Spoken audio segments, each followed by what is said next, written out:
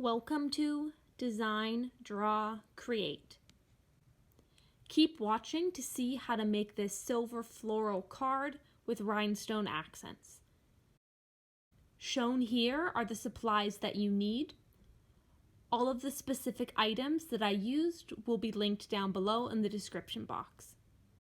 The first step in making this card is to use your pencil and draw out the design. You could easily customize this design by slightly changing the size of the flowers. Check out the description box below for a free template.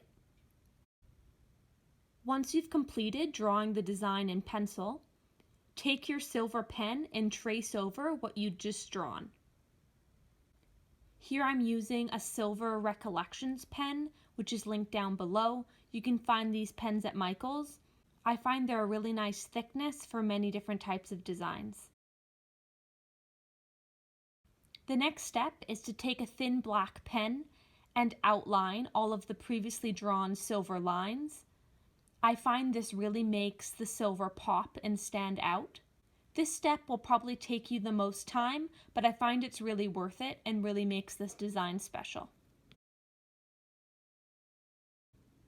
The final step is adding the rhinestone accents to the card.